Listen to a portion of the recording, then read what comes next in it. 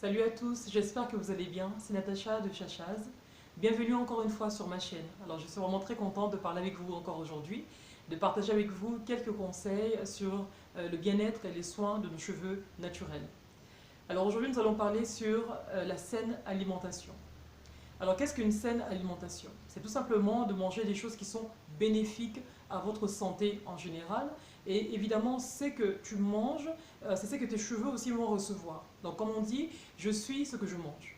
Donc si tu manges des choses qui sont des bonnes vitamines, qui vont t'apporter des bonnes vitamines, qui sont saines, alors ta santé, tu seras en bonne santé et tes cheveux seront aussi en bonne santé parce que le corps est lié. Toutes les cellules sont liées. Il faut savoir que tout ce qu'on mange, le corps, disons le sang, va distribuer donc les vitamines, les nutriments dans chaque cellule de notre corps. Et la dernière partie à recevoir tous ces bienfaits, ce sont les ongles et les cheveux. Donc il est préférable pour toi de consommer des aliments qui sont bénéfiques, qui vont t'apporter des vitamines et des nutriments nécessaires pour ta bonne santé et pour la bonne santé de tes cheveux. Alors pourquoi il faut éviter les aliments qui sont trop sucrés, trop gras, tout ça? Parce que en fait, ils vont t'apporter, comme on dit déjà pour ta propre santé, on appelle ça des calories qui sont des calories vides. Ça ne t'apporte pas quelque chose de spécial en fait. C'est par exemple comme si tu prends un verre de coca. Quand tu mets dans la bouche, bon oui, ça pétille, tout ça et tout, c'est frais et tout ça c'est bien, machin et tout, mais il faut regarder en fait le résultat après. Parce que quand tu bois un verre de coca, ça t'apporte tout simplement du sucre. Ça t'apporte du sucre, ça t'apporte des produits chimiques dedans.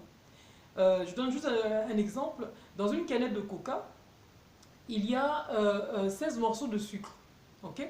Maintenant, vous allez vous dire, mais pourquoi il y a autant de sucre en fait? Parce que le coca est très acide. Je ne sais pas si vous avez déjà remarqué, quand aussi vous avez déjà bu le coca une fois, vous allez voir vos dents vont un petit peu crisper là, ça glisse un peu comme si vous avez mangé un citron. Parce qu'il est très acide. Alors maintenant, pour pallier à cette acidité-là, il faut mettre beaucoup de sucre pour que vous ne puissiez pas sentir l'acidité, autrement vous n'allez jamais l'acheter. Donc, c'est pour ça qu'on met autant de sucre dans le coca et aussi dans beaucoup d'aliments qu'on consomme, enfin beaucoup, les personnes qui achètent des plats qui sont déjà préparés, les plats en sauce en règle générale, on met aussi beaucoup de sucre parce que généralement quand il y a la tomate est acide et donc généralement pour que le goût soit agréable, on va rajouter du sucre. Par exemple, même dans les pizzas. Hein. Dans les pizzas, par exemple, moi je travaille en cuisine, je suis cuisinière de base. Et donc, quand on fait une sauce tomate, pour que la sauce ne soit pas trop aigre, pour qu'elle ne soit pas trop acidulée, on va rajouter du sucre pour que ça donne un bon goût.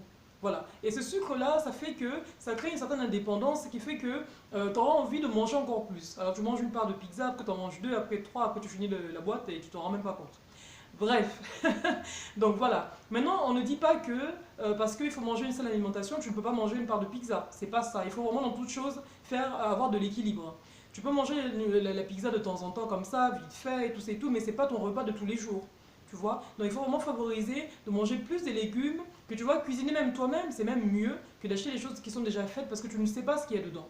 Généralement, pour que les produits restent longtemps, surtout les aliments, on va rajouter des produits chimiques dedans pour le préserver plus longtemps, pour que ça dure plus longtemps. Donc, il est préférable d'acheter des fruits, des légumes frais que toi-même tu vas préparer. Voilà. Donc, saine alimentation aussi ne veut pas dire que c'est un régime. Généralement, quand on dit faire un rééquilibrage alimentaire, faire manger sainement, les gens associent ça à un régime. Ce n'est pas un régime. C'est tout simplement de mieux manger. Ok. Donc, quand tu fais un régime, généralement, on fait un régime parce que on veut soit perdre du poids, soit gagner du poids. Oui, il y a des personnes qui font des régimes pour prendre du poids. Voilà, les personnes qui sont peut-être trop maigres, ils sont anorexiques et ils vont peut-être chercher à prendre du poids. Donc, mais maintenant, la saine alimentation pour nos cheveux, ce n'est pas, on va pas faire un régime, on va tout simplement adopter une meilleure alimentation, adopter dans notre quotidien des meilleurs produits, des produits qui sont favorables pour la santé de nos cheveux. Des produits qui vont apporter des nutriments, qui vont apporter des vitamines, qui vont nourrir nos cheveux directement.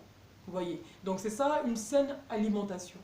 Voilà, ça sera tout pour aujourd'hui pour cette vidéo. J'espère qu'elle vous a aidé, elle vous a un petit peu éclairé sur la saine alimentation. Alors si vous avez des commentaires, vous avez des conseils à donner, vraiment ne vous gênez pas, n'oubliez pas de partager dans les commentaires, ça va aider chacun de nous. Et moi je voudrais aussi apprendre aussi de vous parce que je ne connais pas tout, j'apprends aussi, donc on apprend tous les jours et ça me fera plaisir de vous lire et de voir aussi comment vous avez, peut-être ça vous est arrivé de rééquilibrer votre alimentation et comment vous êtes senti, quoi est-ce que vous avez vu de bénéfices dans vos cheveux ou pas. Alors voilà pour aujourd'hui. N'oubliez pas de partager parce que c'est une chaîne de partage. On veut que notre communauté puisse être au courant et que comment je veux dire, nos cheveux soient en bonne santé et bénéficient vraiment de tous les bien-être possibles. Donc c'est pourquoi on parle du cheveu et on veut parler de tout ce qui est autour du cheveu pour notre bien-être, pour notre bonne santé en général. Alors n'oubliez pas de partager, n'oubliez pas de vous abonner et je vous dis à la prochaine dans une prochaine vidéo. Portez-vous bien et soyez en bonne santé.